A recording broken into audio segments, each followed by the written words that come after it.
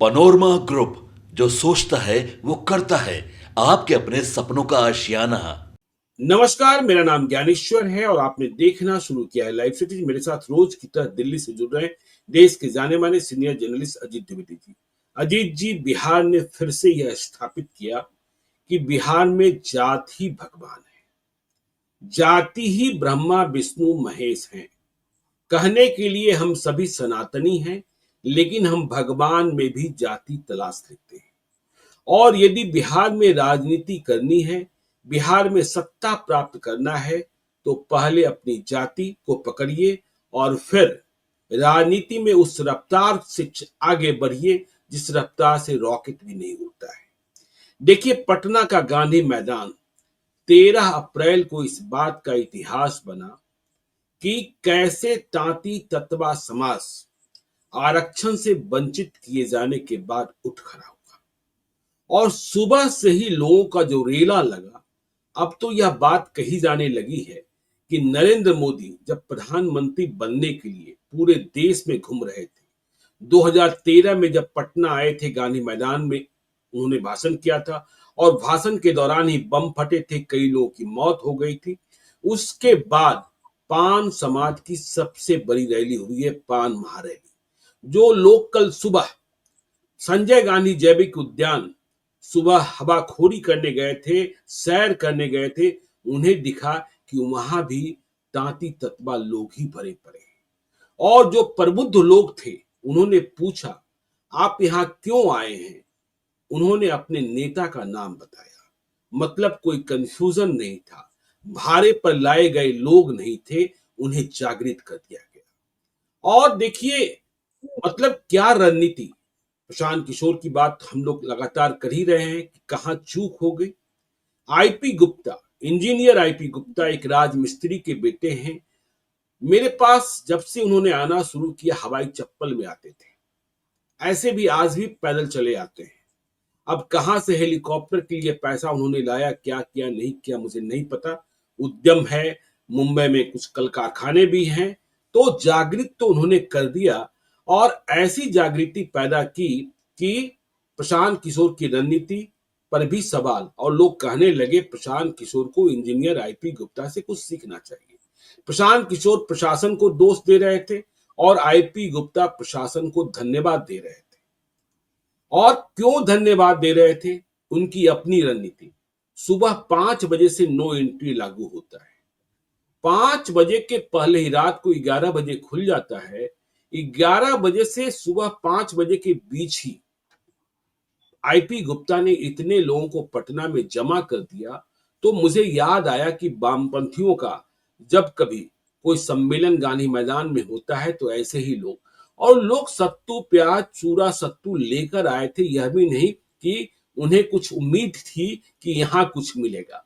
तो जाति से, और देखिए आईपी गुप्ता ने कहा भी कि बिहार, उन्होंने एक नई पार्टी इंडियन इनकलाब पार्टी आईपी की घोषणा भी कर दी कि पार्टियां तब खड़ी हुई है जब सबसे पहले जाति खड़ी हुई है।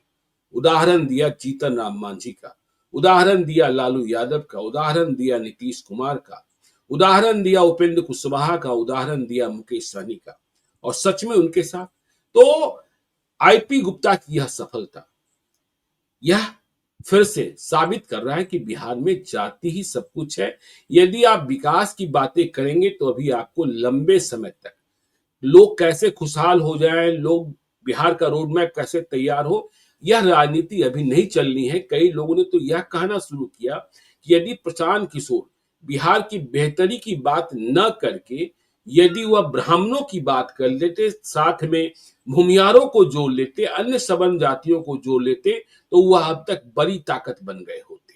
तो जात ही भगवान है। अजीत जी, यहीं से शुरू करते हैं। और बिहार का भविष्य क्या है, क्योंकि अब आईपी गुप्ता खड़े हो गए। राहुल गांधी ने तो पहले ही उन्हें बुलाकर उनसे मुलाकात की थी और शर्तें ऐसी रखी थी आईपी गुप्ता ने कि मैं अकेले मिलने नहीं आऊंगा, जमात के साथ मिलने आएंगे। और यह कहकर कि आपकी पार्टी को हम छोड़ने जा रहे हैं, तो बाद में स्वयं छोड़ा भी रैली करने के पहले, और दूसरी पार्टियों के नेताओं से भी इस्तीफा दिला दिया। तो जिस तरीके से मुकेश सहनी निषाद के मल्लाहों के सबसे बड़े नेता बन गए। कल गांधी मैदान ने इस बात की गवाही दी कि तांती तत्वा के सबसे बड़े नेता इंजीनियर आईपी गुप्ता बन गए। अब उनसे सभी पार्टियों को मोलजोल करना होगा। जी जी देखिए ज्ञानेश्वर जी, हम लोग जब जिस दिन रैली सुपर फ्लॉप होने की बात कर रहे थे प्रशांत जी किशोर के, उस दिन भी हमने कहा था कि तब आईपी गुप्ता की रैली के बारे में हमको बहुत आइडिया नहीं था, या बिल्कुल ही आइडिया नहीं था। जी तब भी हमने कहा था कि आपके साथ अगर कोई कास्ट है, कोई जाति जुड़ी हुई है, तब आप अगर कोई रैली कर रहे हैं तो एटलीस्ट एक समूह का समर्थन आप सुनिश्चित कर लेते हैं, उस समूह का समर्थन सुनिश्चित कर लेते हैं। अंग्रेजी में एक मुहावरा कहा जाता है कि you have to be someone's baby.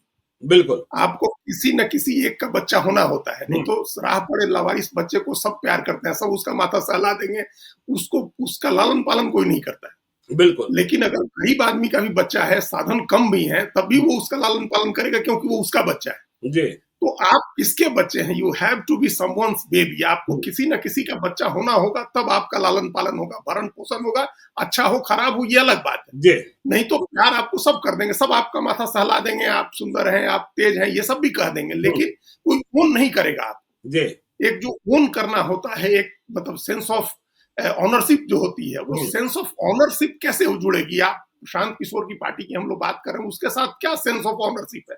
किस क्लास का सेंस ऑफ ऑनर, किस क्लास के अंदर सेंस ऑफ ऑनरशिप होगी कि ये हमारी पार्टी? बिल्कुल हम लोग कहते हैं, हम लोग चर्चा करते हैं कि एक एस्पायरेशनल क्लास है, एक आकांक्षी वर्ग है, कुछ आदर्शवादी युवा हैं, आइडियलिस्ट हैं, जिनका रुझान है, जो बिहार बदलना चाहते हैं और जो प्रशांत किशोर के समर्थक हैं, वो हैं वो समर्थक। लेकिन उनके अंदर भी सेंस ऑफ ऑनरशिप पार्टी का नहीं है, और उसके कई कारण है। वो एक जटिल सवाल हो जाएगा जिसको सुलझाना होगा।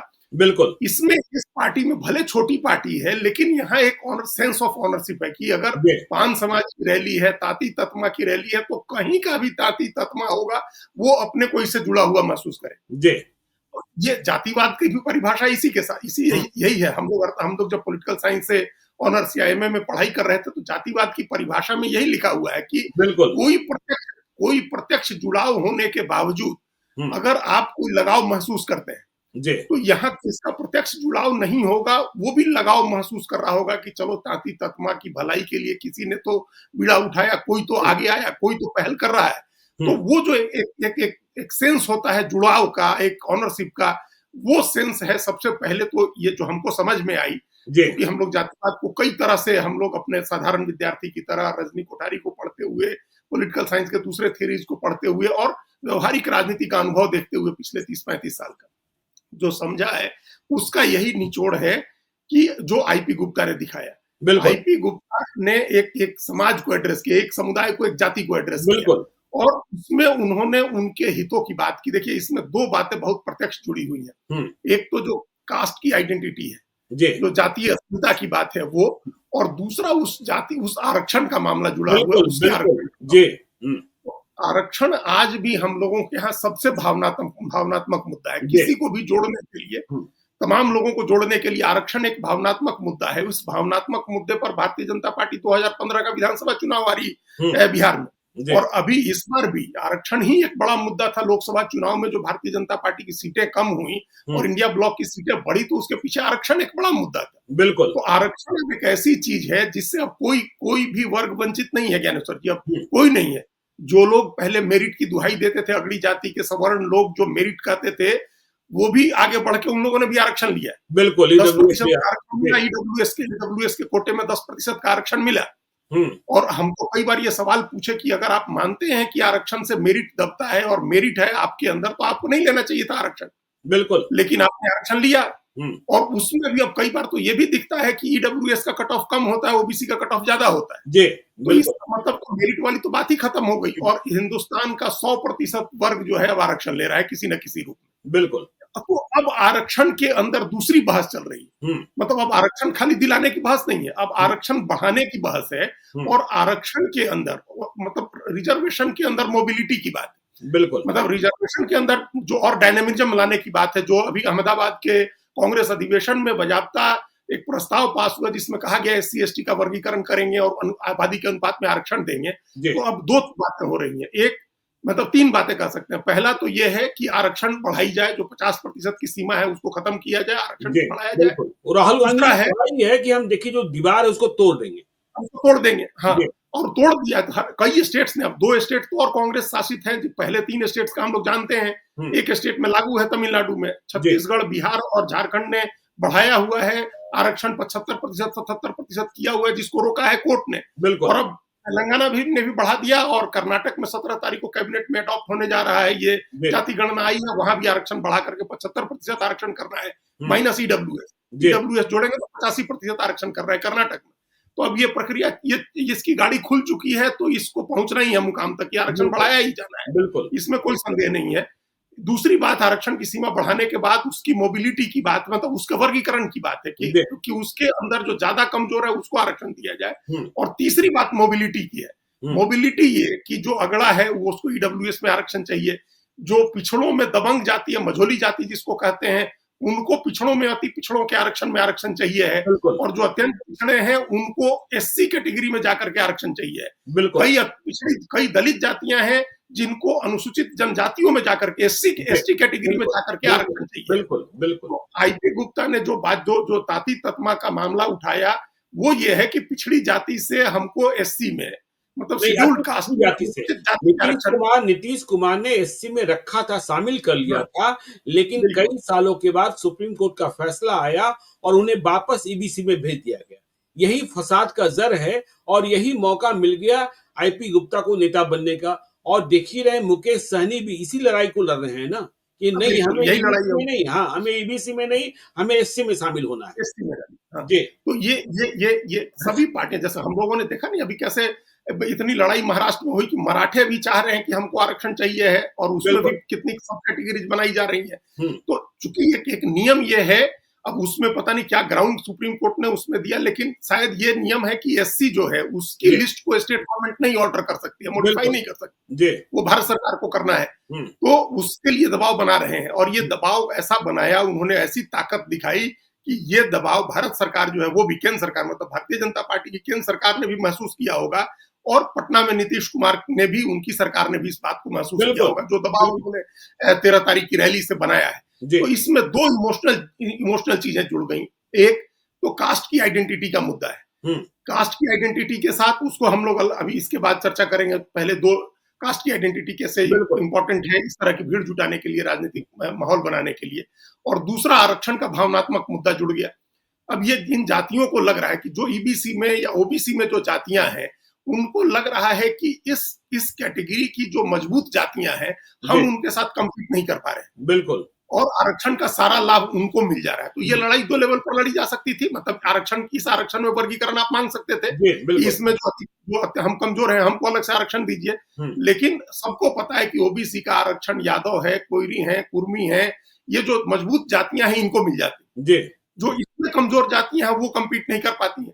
तो हुँ, ये चाहती हैं ये जातियां कि हमको दलित अनुसूचित जाति में भेज दिया जाए, जहां हम जाके मजबूत हो जाएंगे और हम आरक्षण का ज्यादा लाभ लेंगे। बिल्कुल, बिल्कुल, मतलब बिल्कुल। ये अब उस कैटेगरी में जाकर के आरक्षण का लाभ लेने का एक इमोशनल मामला हो गया। एक तो आरक्षण का, तो इस नाम पर उन्होंने लोगों को मोबिलाइज किया, एक मैसेज कन्वे किया, और आजकल मैसेज कन्वे करना बहुत आसान हो गया है। जी, सोशल मीडिया के दौर में मैसेज दूर तक चला जा रहा है, और बड़ी आसानी से चला जा रहा है कि आप आइए, जुटिए, अपनी ताकत दिखाइए, आपको फिर से वापस ओबीसी या ईबीसी से निकाल करके एससी कैटेगरी में डाल दिया जाएगा, आपके बच्चों का भविष्य संवर जाएगा। वहां जो 15% आरक्षण है उसमें ज्यादा मारामारी नहीं है, वहां कम मारामारी है, वहां आप जाकर के कम्पीट कर जाएंगे। तो ये जो अपने बच्चों के भविष्य का जो सुनहरा सपना दिखाया जाता है बिल्कुल। आरक्षण के नाम पर, तो उसने एक बड़ी भूमिका निभाई, इतने बड़ी संख्या में खींच करके लोगों को पटना लाने में। आईपी गुप्ता जब पूरे बिहार का भ्रमण कर रहे थे, तो ऐसा भाषण कर रहे थे, देखिए वो कह रहे थे पटना आइए और देखिए आपको ना हम बस देंगे ना खाना देंगे। यदि रास्ते में मर जाइएगा तो हम पूछने भी नहीं आएंगे। समाज यह मान लेगा कि अब तक जो आपने संघर्ष नहीं करने का पाप किया, उसका पाप जो है इस मौत के रूप में आपको दंड मिल गया है। लेकिन यदि आप पहुंचेंगे तो यह माना जाएगा कि आप नायक हैं, वहां शहीद हो सकते हैं, शहादत की सूची में आपका नाम लिखा जाएगा कि भाई अंतिम में आप अपना पाप शुद्धिकरण के लिए जा रहे थे पटना में, रास्ते में मर गए।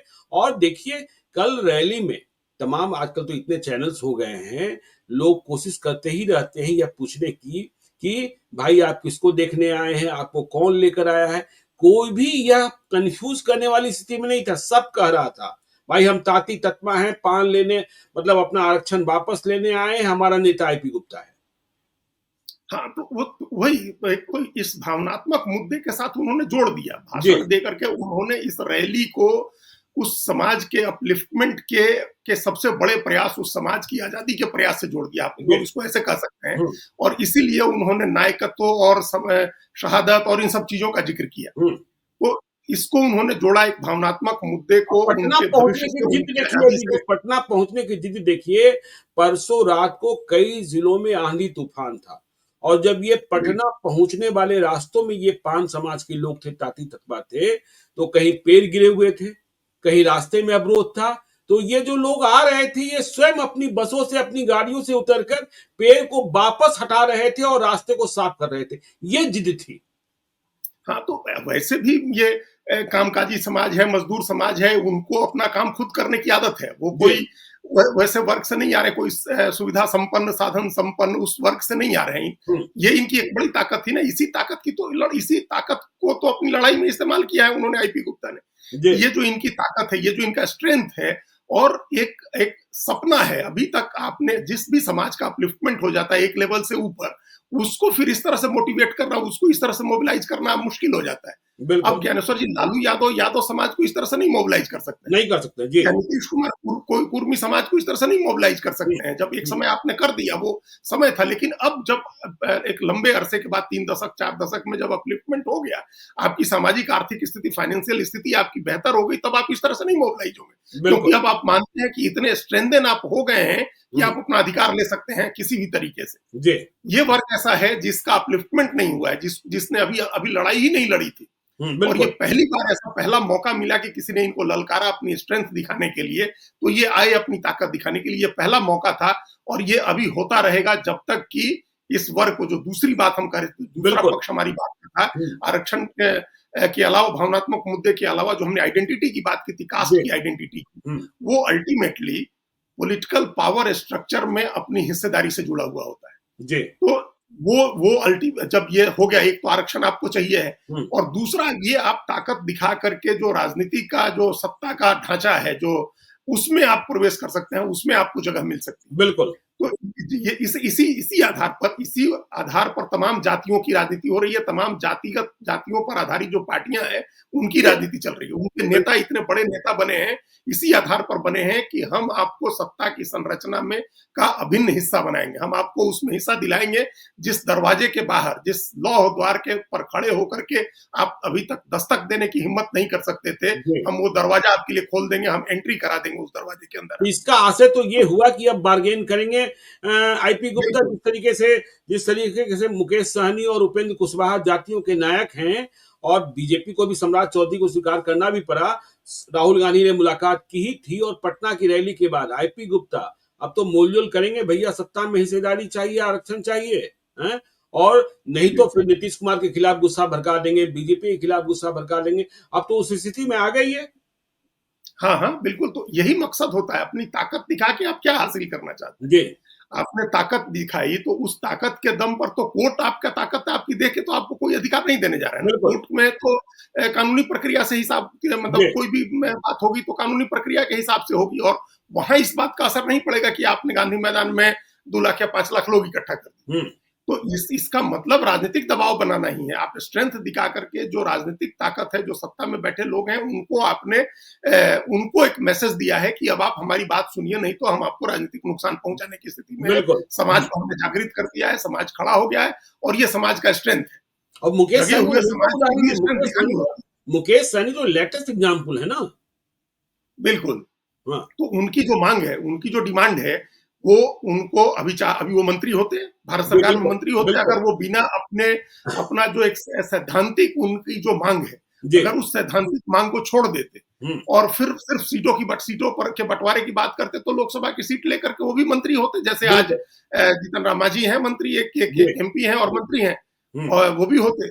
लेकिन उनकी ये जिद है कि आप कम से कम मतलब ऐलान करिए कि आप इस पर विचार करेंगे, आप इसकी कमेटी बनाएंगे, आप इसका अध्ययन कराएंगे कि मल्लाहों को जो है वो एससी कैटेगरी में आरक्षण दिया जाए। लेकिन अब इस तरह की मांग जो होती है किसी भी राजनीतिक दल के लिए ज्ञानेश्वर जी दोधारी तलवार की तरह होती है। बिल्कुल। आप जैसे ही एक मजबूत जाति को ओबीसी से निकाल करके ही और एससी कैटेगरी में डालेंगे, वो समूचे एससी कैटेगरी के अंदर पूरे अनुसूचित जाति समाज के अंदर इसका प्रतिरोध होगा, इसका विरोध होगा। उनको क्या ऐसी तो अज्ञानी लोग नहीं है वो जिनको पता नहीं चलेगा कि इसका क्या मकसद है। वो भी समझ रहे हैं कि ये हमसे ऊपर की, हमसे मजबूत जाति है, आकर के हमारे आरक्षण का हिस्सा खाएगी, हमारा आरक्षण का हिस्सा कम होगा, तो वो प्रतिरोध करेंगे, उनके यहाँ से रिजेंटमेंट होगा। तो सरकारें जब कोई भी इस तरह का फैसला होता है तो सरकारें ये आकलन करती हैं ज्ञानेश्वर जी की किस तरह पलड़ा झुक रहा है। हमको दलित वोट के अंदर कितना रिजेंटमेंट होगा, उससे जो नुकसान होगा उससे ज्यादा फायदा इनको ले आने से मिलता है या नहीं मिलता है। बिल्कुल सिंपल ये अध्ययन होगा, ये आकलन किया जा रहा होगा कि मुकेश सहनी जो कह रहे हैं वो बात मानने से जितना फायदा होगा कहीं उससे ज्यादा नुकसान तो नहीं होगा एससी वोट का। बिल्कुल। अगर ये लगेगा कि नहीं उतना नुकसान नहीं होगा, इनके आने से ज्यादा फायदा है, तो तुरंत डिसीजन हो जाएगा। जी बिल्कुल। वही स्थिति आईपी गुप्ता के मामले में होगी। इन्होंने जिसको भी मैसेज दिया है वो यही आकलन करेगा कि इनको अगर हम एससी में डालते हैं तो एससी कितना नाराज होगा और ये कितने खुश होंगे। नाराजगी की बात आप कर रहे हैं। जब सुप्रीम कोर्ट ने कहा कि इन्हें आप वापस ईबीसी में ले जाइए, तो देखिए सबसे अधिक जो खुश जाति थी वो पासवान जाति थी, और उनका कहना था कि यह जाति जब एससी कैटेगरी में शामिल रही तो आरक्षण का सबसे अधिक लाभ इसी जाति ने उठा लिया था। और आप जानते ही पासवान जाति की राजनीति बिहार में, पासवान बिहार में ही एससी में सिर्फ शामिल है। हम तो बार बार कहते हैं कि देश भर में पासवान कहीं भी जन्म लेगा तो यदि उसे आरक्षण का लाभ प्राप्त करना है तो वह अपने को बिहार का नागरिक बनाएगा और बिहार का वोटर आई कार्ड रखेगा।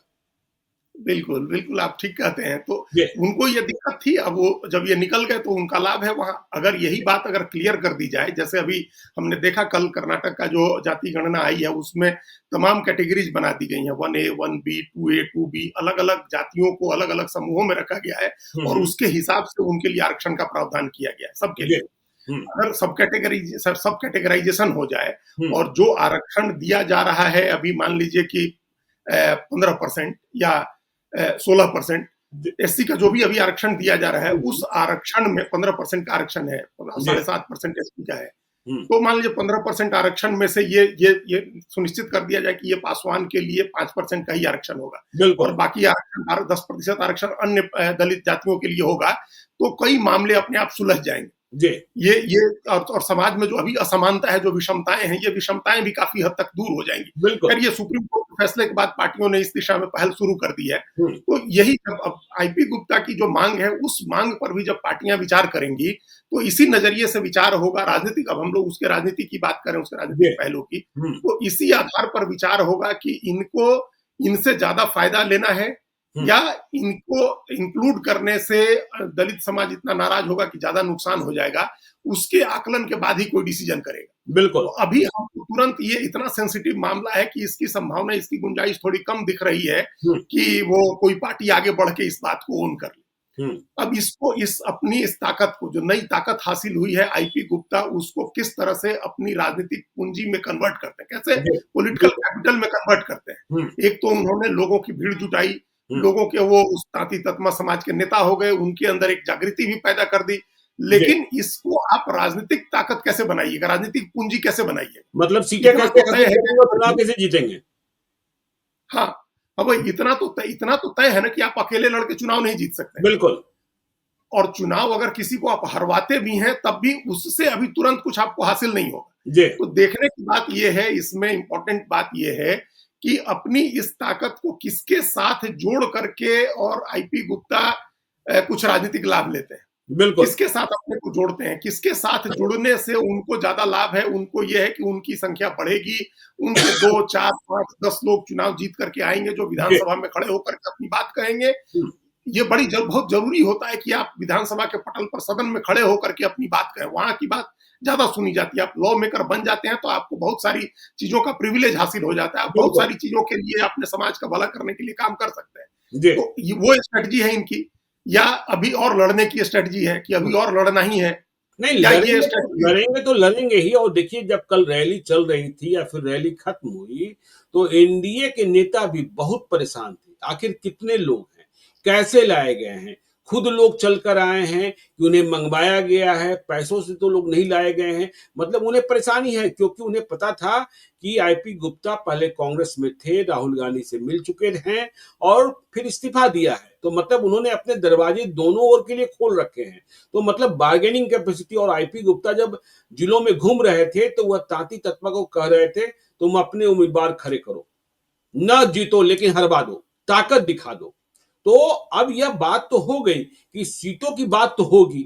और राहुल गांधी ने तो इसके लिए माफी मांग ली थी। जैसा आईपी गुप्ता कहते हैं कि मुझे पता नहीं कि क्यों आपको लोकसभा चुनाव के वक्त यह एससी कैटेगरी में ही थे, समस्तीपुर से चुनाव लड़ना चाहते थे, कि आपको क्यों नहीं टिकट दिया गया। हाँ, तो अभी अब ये तो इसका मतलब कांग्रेस के साथ उनका सद्भाव रहा है पुराना, जी, वो एक चीज बिल्कुल। तो तय है। तो हम्म, एनडीए के नेताओं की चिंता के दो कारण हैं। पहला हम्म, कारण तो ज्ञानेश्वर जी वो है जो हम लोग अक्सर चर्चा करते हैं कि अति पिछड़ा वोट जो है वो भारतीय जनता पार्टी का वोट है, कोर वोट बिल्कुल। है भारतीय जनता हम्म, पार्टी का। वो हमेशा भाजपा के पक्ष में जाता रहा है। और अगर भाजपा जेडीयू दोनों साथ में रहते हैं, हम्म, एक बार जो पिछला ही चुनाव का आंकड़ा है सीएसडीएस का कि 75% अति पिछड़ा वोट मिला उन लोगों को। बिल्कुल। आप सोचिए कि मुस्लिम का 69% वोट मिला आरजेडी जी, कांग्रेस को, हम्म, मुस्लिम का। उससे ज्यादा पोलराइजेशन अति पिछड़ा का हुआ एनडीए के पक्ष में, एनडीए के पक्ष में। 75% वोट मिला। हम्म, तो ये कितना कट्टर वोट है, कितना कट्टर समर्थक वर्ग है एनडीए का। और अगर इसमें टूट हो रही है, हम्म, ताती ततमा के नाम पर आईपी गुप्ता कर रहे हैं, मल्लाह के नाम पर मुकेश सहनी कर रहे हैं, अगर ऐसी अन्य पिछड़ी जातियों में, मतलब अति पिछड़ी जातियों में टूट होती है, तो ये तो एनडीए के लिए बहुत बड़ा झटका होगा। अभी बता तो रहे चिंता थे का एक कारण वैश्य यही था। जातियों में वैश्य जातियों में कैसी टूट हो गई है। हाँ, वैश्य जातियों में उसमें भी टूट की संभावना है ही अभी। बिल्कुल। और टूट हुई ही लोकसभा चुनाव में हम लोगों ने जी, देखा ही। तो बिल्कुल। उस इस वजह से एनडीए की चिंता है। दूसरी चिंता इस वजह से है कि उनका सद्भाव कांग्रेस की तरफ रहा है, वो पहले कांग्रेस के साथ रहे हैं। जी। तो ये दोनों कारण से एनडीए के नेताओं की चिंता होगी। हम्म, लेकिन ये जो स्ट्रेटजी है, जो उन्होंने गांव गांव घूम के कहा कि ताती ततमा उम्मीदवार उतारो और हरवा दो, तो किसको हरवा दो? नीतीश हम्म, कुमार और बीजेपी को ही हरवा दो ना। तो बिल्कुल। मतलब वो कांग्रेस आरजेडी को हरवा के क्या मिलेगा? कांग्रेस आरजेडी तो बिहार में भी अपोजिशन में है और केंद्र में भी अपोजिशन में है, उनके जी। किए तो कुछ हुआ नहीं है। हम्म, अगर ये समाज एससी कैटेगरी के आरक्षण में था, बाहर हुआ और गवर्नमेंट उसको सुप्रीम कोर्ट में डिफेंड नहीं कर सकी कायदे से, या जी, उसके बाद गवर्नमेंट ने कोई और पहल नहीं की बिल्कुल। जिसके तहत इनको इंक्लूड किया जाए, तो जो सरकार में है वह नाराजगी उसी से होगी। जी, तो एनडीए के नेताओं की निराशा या चिंता इस वजह से भी है कि कहीं ऐसा ना हो कि उनको हरवाने के लिए वो कैंडिडेट खड़े करना शुरू कर दें। बिल्कुल, और बिल्कुल। जो जो नई नई जातियां पावर स्ट्रगल में शामिल होती है ना, हम्म, वहां ज्यादा कट्टरता होती है, ज्यादा मोटिवेशन होता है उनका। जी, जो पुरानी जमी जमाई जातियां हैं, जो सत्ता की मलाई खा रही हैं, जो अगड़ी जातियां हैं, या पिछड़ों में भी जो यादव हैं, या कोयरी है, कुर्मी है, या वैश्य हैं, जो किसी तरह से पावर में रहे हैं। जी, भाई वैश्य मुख्यमंत्री नहीं है, तब भी फाइनेंशियल पावर तो उन्हीं के हाथ में है ना, वो तो बिल्कुल। पावरफुल है ही। हम्म, ब्राह्मण भले पावर में नहीं है, राजनीतिक सत्ता नहीं है, लेकिन सामाजिक सत्ता तो उसी के हाथ में है। बिल्कुल। कास्ट के हायरार्की में वो तो ऊपर है ही ना। तो उसको हम्म, किसी ना किसी तरह की, जिसके हाथ में भी सत्ता है, चाहे फाइनेंशियल हो, पॉलिटिकल हो, सोशल हो, किसी भी तरह का, तो उस वो मोटिवेटेड नहीं होगा बहुत ज्यादा, जी, बहुत संकल्पित प्रतिबद्ध नहीं होगा। हम्म, लेकिन जो जो वर्ग नया नया उभरा है, जिसको नई नई ताकत दिखानी है अपनी, और किसी एक लक्ष्य की तरफ उसका मोटिवेशन अगर नया है, तो वो बड़ी प्रतिबद्धता के साथ वोट करता है। जी, तो अगर इन लोगों ने कैंडिडेट उतारा, तो ये हम्म, तय मानिए कि तमाम जो राजनीतिक दलों के हिसाब किताब है, उनको छोड़ करके ये लोग वोट करेंगे, अपनी बिल्कुल, जाति के लिए वोट करेंगे बिल्कुल, ये लोग। और बिल्कुल। उसका नुकसान एनडीए को होगा। हम्म, तो ये देखना दिलचस्प होगा, चूंकि 6 महीने में चुनाव है, तो ये देखना दिलचस्प होगा कि आईपी गुप्ता इस बार इस स्ट्रेटजी पर जाते हैं, जी। जो काशीराम की स्ट्रेटजी थी कि पहला चुनाव हारने के लिए, दूसरा चुनाव हराने के हराने लिए, के और लिए तीसरा तीसरा चुनाव चुनाव। जीतने के बिल्कुल, बिल्कुल। लिए। ये पहला ही चुनाव क्या हराने के लिए लड़ेंगे, हम्म, कि पहला चुनाव हमको लड़ना है और जेडीयू बीजेपी को हरवा देना है? जी, इस स्ट्रेटजी में अगर उतरते हैं, तब हम्म, तो फिर वो किसी पार्टी के साथ अलायंस की बात नहीं करेंगे, किसी पार्टी के साथ कोई बार्गेनिंग की बात नहीं करेंगे, किसी मोल भाव सौदे में नहीं जाएंगे। जी, फिर तो दूर बैठ करके आरजेडी कांग्रेस के लोग भी तमाशा देखेंगे कि ये किस तरह के कैंडिडेट उतारते हैं, जो एनडीए का 2000, 4000, 5000 वोट काट करके एनडीए को हरवाने की कोशिश करते बिल्कुल। हैं। तमाशा देखेंगे। अगर ये दूसरी स्ट्रेटजी चुनते हैं, इस स्ट्रेटजी पर जाते हैं कि हमने जो ताकत दिखाई है इसको पॉलिटिकल कैपिटल में कन्वर्ट करना और 5 साल इंतजार नहीं करना है, 2030 तक इंतजार नहीं करना है, तब फिर वो बार्गेनिंग करेंगे, किसी पार्टी के साथ बात करेंगे। किसी पार्टी में उनकी बातचीत इंडिया ब्लॉक से ही हो सकती है, जो अभी दिख रही है। हालांकि राजनीति में कुछ भी संभव है, अगर बीजेपी आगे आकर के उनको वादा करे उनके आरक्षण का, तो उनसे भी बात हो सकती है। लेकिन अगर बीजेपी की तरफ से ऐसा वादा नहीं किया जाता है कि हम आपको ऐसी कैटेगरी का आरक्षण दिलाएंगे, तो स्वाभाविक रूप से उनका अलायंस की बात करेंगे वो आरजेडी और कांग्रेस की तरफ। बिल्कुल। और अगर उनके नाम पर कांग्रेस के साथ वो अलाइन हो जाते हैं और कांग्रेस अपनी ताकत बढ़ाती है, जो आजकल जिस तरह से कांग्रेस पप्पू यादव के नाम पर बार्गेनिंग कैपेसिटी अपने हाथ में रख रही है, एक बार्गेनिंग चिप अपने हाथ में पप्पू यादव को रखी हुई है, दूसरे हाथ में आईपी गुप्ता भी आ सकते हैं कांग्रेस। बिल्कुल बिल्कुल बिल्कुल। बार्गेनिंग कैपेसिटी बढ़ जाएगी, फिर उनके नाम पर भी 8-10 सीटों की बार्गेनिंग हो सकती है, उनके कैंडिडेट उतारे जा सकते हैं। फिर ये पॉजिटिव पॉलिटिक्स होगी, ये हराने वाली पॉलिटिक्स नहीं होगी। ये पहले ही शॉर्ट में जो रामविलास पासवान ने अपनी पार्टी बना करके 2004 में किया था, ये उस तरह का मामला हो जाएगा कि हमको पहले ही चुनाव में अपनी ताकत दिखानी है और जिसके साथ जुड़े उसकी सरकार बनवा देनी, वो राजनीति होगी। अगर दो बड़े अति पिछड़े समूह, मल्लाह मतलब निषाद और ताती ततमा अगर आते हैं इंडिया ब्लॉक के साथ, तो ये फैटल झटका हो सकता है। ज्ञानेश्वर जी, हम बहुत गंभीरता से कह रहे हैं एनडीए के लिए फैटल हो सकता है, ये घातक झटका हो सकता है। जिस तरह का मोटिवेशन हम देखे हैं कल गांधी मैदान में, जैसी ताकत हमने देखी है और जो प्रेजेंस है गांव गांव में, चूंकि हमारे गांव में भी इस ताती ततमा समाज के लोग हैं, हमारे शहर में, हमारे पंचायत में, सब जगह हमने देखा हुआ है। तो जिस तरह की प्रेजेंस है, उस अगर दो बड़े समूह जुड़ जाते हैं इंडिया ब्लॉक के साथ, तो ये बड़ा एनडीए के लिए बड़े नुकसान की बात हो जाएगी। तो एनडीए को इस पर विचार करना है कि इनके सामने हम क्या प्रस्ताव रखें, इनको कैसे मनाएं। अब उनके दोनों तरफ से उनके प्रस्ताव आएंगे, उनको डिसाइड करना है कि वो किसका प्रस्ताव पसंद करते हैं। आखिरी सवाल अजीत जी, ये कि देखिए फिर से यह स्थापित हो गया ना कि बिहार का परिदृश्य अभी ऐसा नहीं है कि यहाँ विकास की बातें कर या विजन की बात कर आप राजनीति कर लें। इसके लिए राजनीति करना है तो आपको बहुत लंबे समय तक संघर्ष करना पड़ेगा और प्रशांत किशोर को भी अपनी रणनीति बदलनी होगी। हाँ, ये बात तो है ही। रणनीति तो वो भी इस बात को समझ रहे हैं ज्ञानेश्वर जी। और एक दिन हमने और कहा था कि जैसे राजस्थान में एक पार्टी बन गई जमींदारा पार्टी, और उस जमींदारा पार्टी के 2 लोग जीत गए जी। तो आप या तो उस तरह की कोई पार्टी बना ले भाई, तमाम पिछड़ी जातियों की पार्टियां हैं, उसमें कोई आए कहे कि हम अगड़ी जाति की पार्टी बना रहे हैं और अगड़ी जाति की पार्टी चुनाव जीते हारे अपना वो अपनी एक राजनीति करे। प्रशांत किशोर वो राजनीति नहीं कर रहे हैं, वो आकांक्षी युवाओं की राजनीति कर रहे हैं। और हमने कहा कि फिर वो वर्ग ऐसा होता है, उसमें जनरली मध्य वर्ग के लोग होते हैं जो अपने घरों में बैठ करके आपके लिए सद्भाव रख सकते हैं, सहानुभूति रख सकते हैं। उनको घरों से निकालना, उनकी राजनीति अभी भी सड़क पर जो राजनीति होती है उसमें हो सकता है कामयाबी नहीं मिले, लेकिन हम अभी भी ये बात मानने को तैयार नहीं है कि गांधी मैदान की रैली फ्लॉप होने से उनकी राजनीतिक संभावनाएं समाप्त हो गई। यह बात हम अभी ये मान रहे हैं कि वो हो सकता है कि इस तरह की राजनीति जहां भी हो वहां वो आरजेडी और या दूसरी पार्टी जैसे आईपी गुप्ता नहीं ताकत दिखाई, वैसी ताकत नहीं दिखा सके। लेकिन अगर वो कन्विंस कर दे रहे हैं युवा, इस बात से एक बड़ा वर्ग इस बात से कन्विंस है कि अपने हित के लिए, अपने बच्चों के हित के लिए सोचना चाहिए, तो उनके लिए उस राजनीति का भी स्पेस है। भले सत्ता में ना हो, लेकिन उस राजनीति के लिए भी एक स्पेस है बिहार में, और उस स्पेस के एकमात्र दावेदार अभी प्रशांत किशोर दिख रहे हैं। आईपी गुप्ता या दूसरा कोई भी व्यक्ति उस स्पेस का नहीं है दावेदार। बिल्कुल। चाहे आप मुकेश सहनी को ले लीजिए, जितनी भी जाति आधारित पार्टियां हैं, ये उस स्पेस की पार्टी नहीं है जिस स्पेस में प्रशांत किशोर राजनीति कर रहे हैं। बिल्कुल। हमको बिहार को बदलना है, पलायन रोकना है, स्कूल और अस्पताल बनवाने हैं, रोजगार देना है, फैक्ट्री लगानी है। ये कोई उसमें राजनीति थोड़े कर रहा है। जितनी जातियों की और जितनी नेताओं की आपने नाम लिए, सब सत्ता के लिए तो राजनीति कर रहे हैं। सत्ता में हिस्सेदारी चाहिए, मंत्री बनना है, मुख्यमंत्री बनना है, उप मुख्यमंत्री बनना है, आप इसके लिए कर रहे हैं। तो इनका डिफरेंट एजेंडा है, प्रशांत किशोर का डिफरेंट एजेंडा है। उनकी भले ताकत दिखाने वाली रैली कामयाब नहीं हुई, लेकिन एक बड़ी राजनीतिक ताकत है वो।